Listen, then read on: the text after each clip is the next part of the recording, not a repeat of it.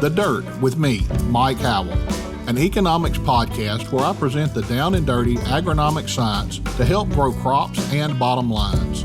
Inspired by economics.com, farming's go-to informational resource, I'm here to break down the latest crop nutrition research, news, and issues, helping farmers make better business decisions through actionable insights. Let's dig in.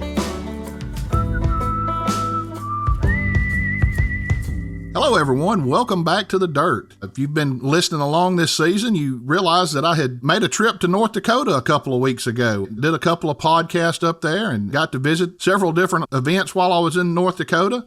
Part of the things that happened when I was in North Dakota is I ran into an old friend, Dr. Megan Hoffman. We got to have dinner together one night and catch up on some things. Megan, if you will, introduce yourself. Tell our listeners a little bit about you and what you do. Hey, Mike. Sure was fun catching up with you. It was a great time just to hang out. I'm in North Dakota now at North Dakota State University. I'm an associate professor here and also a 4-H youth development specialist. And I've been here for about 7 years, came to Fargo in 2016. But previous to that, we worked together. I'm a 4-H agent in South Mississippi, where I'm from, and I was an agent in Pearl River County. Worked there for a little over 8 years, and then decided to take the leap. Went to Oklahoma State University and got my PhD in ag education, and then landed here in Fargo, North Dakota, and been working with the state 4-H program ever since then. Okay, Megan, that's what we wanted to talk about today was the 4-H program. I haven't talked a lot about it on the program. Maybe in one of the first episodes I mentioned that I was active in 4-H. During my early childhood, all the way through the time I graduated high school, I was involved in all kind of projects in 4-H. We showed livestock, cattle, sheep, hogs, even went to the horse show a time or two. But we did things like land judging and horticulture judging, as well as citizenship and leadership events, did a lot of public speaking, and anything that was going on, we tried to participate in it. And while you were here in South Mississippi, I know you encouraged a lot of young people to get involved in 4-H and do that kind of stuff as well. And I'm sure you're still doing that in North Dakota. And Dr. Hoffman brought a 4-H member with her here today. We have Miss Kelsey Johnson. Kelsey, welcome to The Dirt. Thanks for having me today. Kelsey, if you would, tell us a little bit about yourself and where you're from. I'm from Kensal, North Dakota. I'm going to be a sophomore at Midcoda High School. I play basketball, volleyball, track. I do theater and speech and FFA and 4-H. Sounds like you're never at a lack of anything to do, always busy doing something. Megan, let's start off a little bit and talk about what 4-H is. Tell us a little bit about the 4-H program. Right, Mike. So I was never in 4-H growing up. And so my first introduction to 4-H was actually when I did my internship to get my bachelor's degree at Mississippi State University. So I'm a late introduction to 4-H. So I didn't have the privilege of being in 4-H like you were growing up. So I'm always a little jealous of all you people that got to do it growing up. But I feel like I've made up for lost time since then. 4-H is basically the youth development program of the Extension Service. Extension is nationwide. Every single state has a land-grant university. And with that land-grant university, we have Extension. Extension is getting knowledge out to people through all the state, all the counties, and 4-H is the youth development portion of that. We just focus on positive youth development through 4-H and all the projects that you mentioned, Mike. You did land judging, livestock, there's science projects, anything you can pretty much think of. We have a project for you in 4-H. There's never a lack of anything to do. We just use those projects in 4-H to really teach important life skills to youth that are going to make them good citizens and contributing to our communities later on in life. And so it's all about learning leadership, life skills, anything like that will help them be a better person. And I like to tell people that 4-H is different than all other youth organizations because a lot of other youth organizations, let's say basketball or football or karate or swimming, they invite their youth based on those particular projects, that one thing they do. But in 4-H, we invite you just to be a part of our program. There's lots of different projects that they can be involved in. No matter what there is, there's a project for those youth. So I like to tell people that we're different than the other youth development programs, and so we're kind of a standout like that. Kelsey, Dr. Hoffman mentioned a bunch of different programs that young people can be involved in. Why don't you take a few minutes and talk about some of the projects that you're involved in? I do horticulture. I bring potted plants and things with succulents. And I brought an herb garden one time. I brought sewing. I made a pillowcase, a zipper pouch, a lunchbox. I personally like baking the best, so pies and breads and cakes. I did service learning, so I brought a project about 5Ks for awareness of breast cancer, and I brought things in visual arts. I brought a painting and pictures and my scrapbook. My scrapbooks, I brought one every year of 4-H for each of my years of sports I'm in. Each grade there's one for. Dr. Hoffman, we know that 4-H has been around for a long time. Tell us a little bit about the history of 4-H, when it was founded. Well, 4-H has a founding date in 1902, so it's been around over 100 years.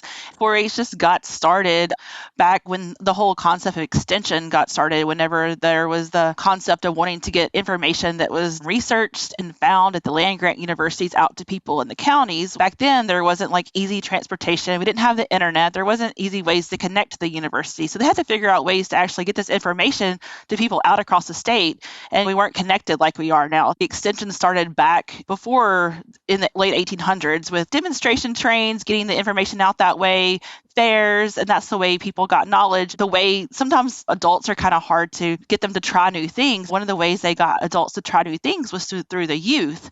They brought youth in, and they started out with corn clubs and tomato clubs for the girls and for the boys in the early 1900s. And those clubs were kind of a ways to get to the adults, to teach them new concepts of growing things in agriculture, new ways of doing things, maybe in the kitchen, preservation for food. And so these corn clubs and these tomato clubs just evolved into what we know today is the 4-H clubs and the 4-H program that we know is nationwide now. That's how it got started, and now it's just evolved. It started out just agriculture or coming to the county fair or different things like that. But now it's way more than just agriculture or teaching you how to do food preservation. It's science, technology, like Kelsey mentioned. She mentioned about clothing, and she also mentioned about horticulture. So pretty much it's anything now, and we just use those projects to teach life skills to youth. And that's the main thing that I wanted to bring out today. Everybody knows about going to the county fair and seeing the livestock shows, and that a lot of people think that that's all there is to 4-H, but there's so much more that young people can do in 4-H, and everybody seems to think that it's all about winning that contest, and that's what everybody's trying to do, but it goes so much more than that. I don't tend to think of it as winning a contest as much as it is using those animals or using that project to develop the youth. They can learn so many life lessons that's going to stay with them the rest of their life. I know I had quite a lot of opportunities, and I didn't really want to get up and do that first visual presentation that I was asked to do, but seems like that's kind of paying off these days. I do more presentations than I want to do sometimes, and it all got started through 4-H. Kelsey, I understand that you recently participated in the land judging contest. That's something that I've had a good bit of dealings with over the years. If you will, tell our listeners a little bit about the land judging contest and what you have to do in land judging. When land judging, you judge the land. You find the different textures of the soil to figure out what type it is, and you figure out permeability and the slope of the land. In 2021, as a junior, I got first place in the state competition. And then again, this year, I got first place in the senior division, but I was still a junior age, so they moved me up. And I scored a crazy score, almost perfect, and it really impressed all of my coaches, I guess. He said of all his years of coaching land judging, he's never seen a score like that. Then we got to go to Oklahoma, and in Oklahoma we judged, but it started raining. So after one site, we had to go back to the car and wait, and we couldn't talk because we already judged a thing.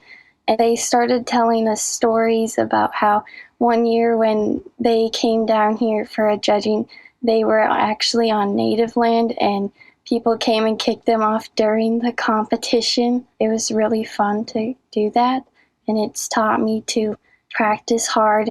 Kelsey, it sounds like you had a great time and really learned a lot doing the land judging contest. I went out there probably 7 or 8 times to the National Land Judging Contest, and you never know what that weather's going to do. I appreciate you talking about the rain. Dr. Hoffman and I were there with a group of 4-H'ers one year, and there were tornadoes touching down all around us, and we didn't know if we were going to get the contest in or not. But we told the kids if the tornado blew them away, the first one back to the hole was going to do the best in the contest, get back as quick as you could. So all that is important information that people working with land, whether they're in production agriculture or somebody that wants to build a house, is something that somebody needs to know before they buy a piece of property. A lot of good information you can pick up on there. Dr. Hoffman, we know that 4-H is a youth organization. How old does somebody have to be before they can join in 4-H? And can they be in 4-H forever? I'm sure they can age out. We have what we call the Cloverbud program for youth that are ages 5 to 7. It's a non-competitive program because we know in youth development that age is not really ready to compete, but it's a good time to get them involved and kind of teach them about what's going on in 4-H, and they're just not quite ready to do the whole competition, but we award them with ribbons and prizes and things for what they do, whatever contest it is. Then when they turn 8 years old, they can enter the competitive program for 4-H, and they can go to contests and compete and do pretty much everything. And so from 8 to 18 is our 4-H age that we are open to for youth. And so, but then a kind of a cool thing here we have in North Dakota is you can even stay involved in 4-H a little longer because our ambassador program runs from age 16 to 22.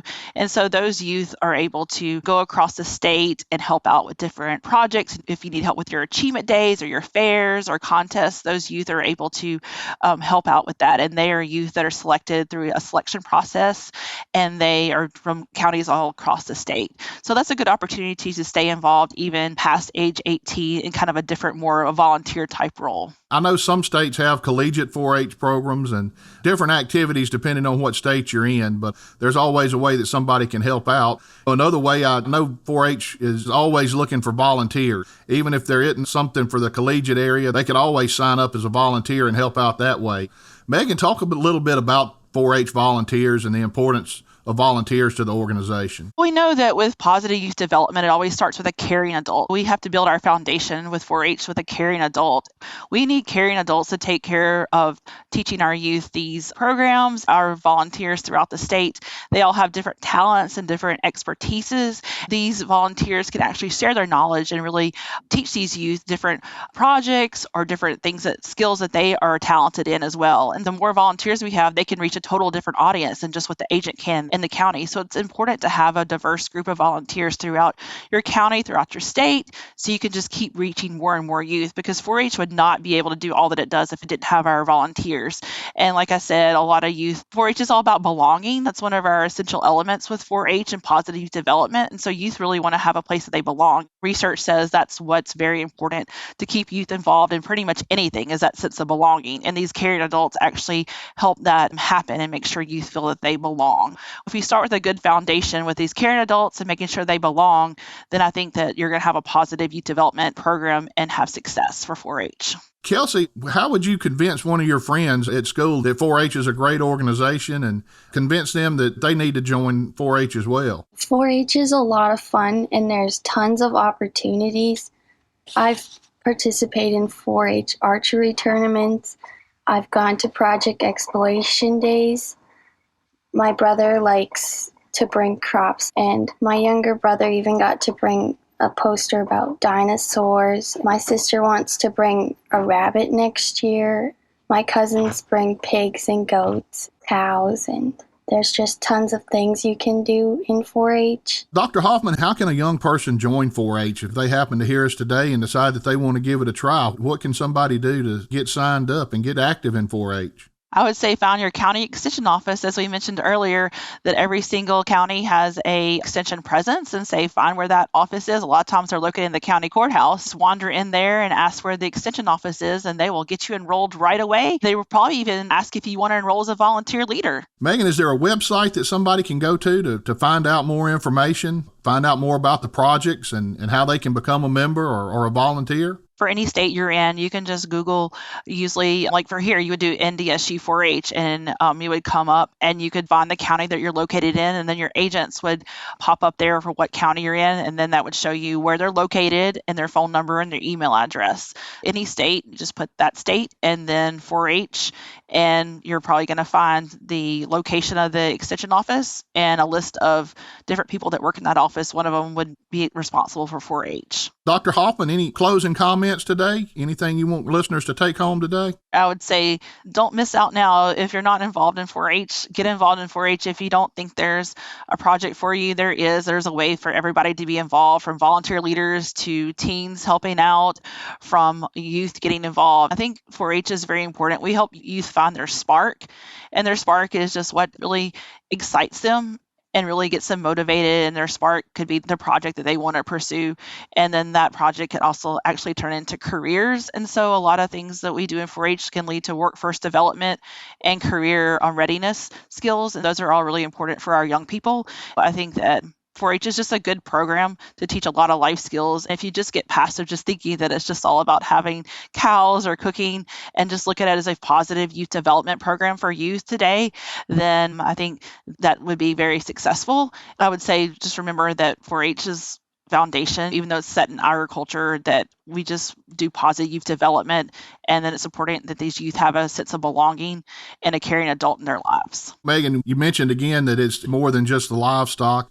When I was in North Dakota a few weeks ago, one of the presentations I went to, they were talking about using robots to remove the weeds in crop production. And that's technology of the future. They're working with some of that now. It's not quite ready to go to the field on a large scale, but I know robotics is a big project in 4-H and young people learning how to build robots. And that'd be a great way to put those two together. Young people learning robotics and learning how to use these robots in agriculture. We actually have an engineering design contest here at our state fair that's coming up at the end of July. Our science specialist here, Dr. Lindsay Leaker, she put together a contest, engineering design, where the youth are given a simple task like brushing your teeth or filling a cup of water, and they have to design a simple machine to actually accomplish that task. And so it involves critical thinking skills, thinking outside the box, putting things together. If you think a little further, it involves teamwork, public speaking, and communication. It really gets those youth to really work together, and then that's an important skill they're going to take with them when they enter the workforce. That's the whole goal of the 4-H project, is to make better adults from these young people. Well, listeners, if you've been tuning in, you know it's time now that we start our second segment of the program, and we talk about somebody famous in agriculture.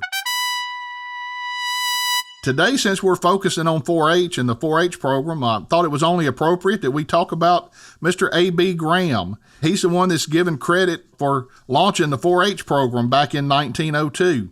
Mr. Graham was a school teacher in Ohio, and he got together a group of young people and formed a corn club and a tomato club, and that was the beginnings of the 4-H program, and you heard a little bit more about that today. Mr. Graham also was a founding member of what is known as the Association of Communication Excellence. That's an international professional group for land-grant communicators. Mr. Graham spent his life involved in teaching people and had a special desire to teach young people. Some of his earliest accomplishments: he attended the National Norman University in Lebanon, Ohio. After that, he returned to Champaign County in Ohio, where he began his teaching career. In 1885, he received his teaching certificate from Miami County. And in 1902, we've already mentioned that he developed the 4-H program.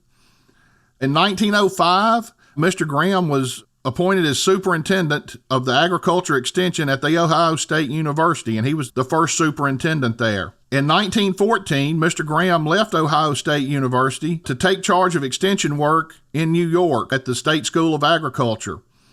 Later that same year, we've already talked about the Smith-Lever Act in a previous episode, but that was part of this project as well.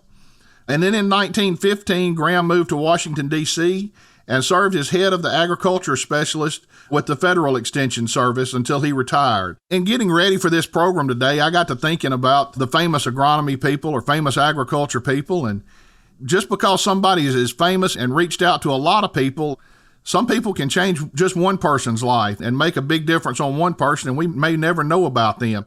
I wanted to give a chance today to talk about somebody that maybe not everybody in the world has heard of before. Kelsey, I know you've done quite a lot in 4-H. Is there somebody that's made a difference in your life, somebody that's been a great mentor to you and taught you a lot of things? My grandma, my mom used to be in 4-H, so she's helped with 4-H for a lot of years, and she just helps with projects to get ready, and she's very supportive of all of us because all of her 14 grandchildren are involved in 4-H. That's great. It's nothing like family pitching in together and teaching these younger people how things should work. Dr. Hoffman, what about you? Is there anybody that's been a real influence in your life? I'd like to talk about two different people. One person that really kind of steered me towards 4-H is Beth Randall. She was the 4-H youth agent in Lauderdale County in Mississippi. That's in the county that I grew up in, and she's the one that I interned with in the summer of 2002. Like I mentioned earlier, I had to do an internship to complete my bachelor's degree at Mississippi State University in Human Development and Family Science. I interned for a summer, and I still was not quite sure what career pathway I wanted to pursue. And I never would have really ever thought about 4-H unless I had interned with her, since I had never been in 4-H as a youth. After that summer, I knew what I wanted to do. And then I went back to school and worked on my master's degree in agricultural education. And then I took a job as a 4-H youth agent in Pearl River County, Mississippi, and stayed there a little over 8 years. She really helped steer my life and helped me determine what career path I wanted to pursue. If it was not for her, I would not have known about 4-H. And I'm really thankful to her for helping me figure out what I wanted to do with my life. And I've really enjoyed it ever since. And as I mentioned earlier, every person has to find their spark. We talk about finding your spark in 4-H. She helped me find my spark and what I wanted to do. And I would say the other person who influenced me a lot was Dr. Jackie Deeds. And she was actually my sorority advisor when I was in college. She was our advisor for Alpha Gamma Delta, where I served as secretary there and president. And then afterwards, she let me work for her when I was pursuing my master's degree. I taught technical writing for her at Mississippi State University when I was getting my master's. And she always challenged me to do one more thing or try one more thing harder or keep going. She kept pushing me. I just remember Dr. Jackie Deeds, she always told me, get out there and work a little while and then go back and get your PhD. Well, that always stuck in the back of my mind. I always had the desire that I was going to go back and get my PhD. But one thing that she taught me was get out there and work a little while. And nothing can ever take the place of true work experience. I feel like working for over 8 years as a 4-H youth agent in Pearl River County, Mississippi, shaped me to who I am today. And then I went back, and like she said, I got my PhD at Oklahoma State University. Then I was able to apply for the position I am now. But I do like to tell people that getting my PhD allowed me to apply for the job, but my experience got me the job. I'm really thankful to Dr. Jackie Deeds for challenging me that way, because if it wasn't for her, I may not have gone back to pursue my PhD and really get out there and do it. One thing about her I really think is amazing is she was the first woman ag teacher at a high school in Oregon, because that's where she's from. She's pretty much a trailblazer back in her day, because back then women were not really ag teachers. I really admire that in her, that she didn't really let it stop her just being female, and that she really was around before women were really even allowed to even join FFA. She was a trailblazer for her time. I appreciate both Dr. Jackie Deeds and Beth Randall for influencing my life. I know Dr. Deeds back when I was finishing my bachelor's degree, and that was way back in 1996. I had one class I had to take my senior year and finish everything up, and that was technical writing. And Dr. Deeds taught that class herself way back then. She didn't let a student teach it for her, but that class was at 3 o'clock on Friday afternoons. It meant more than just Fridays, but she always had some special project that we had to do at 3 o'clock on Friday afternoon. She would not let us start the weekend 1 minute early, and if you weren't in class, you were definitely going to have a pop quiz that day. I know Dr. Deeds well, and I didn't think at the time that I would ever need to know anything at all about technical writing, but that's another thing that I do every day, it seems like. Listeners, we hope you've really enjoyed this episode. I know I had a great time bringing it to you today. I want to encourage you to get a young person involved in 4-H, whether it's your child or your neighbor. Introduce them to the 4-H program. There's a world of leaders out there today that started off in 4-H, and we need to keep that going on for years to come.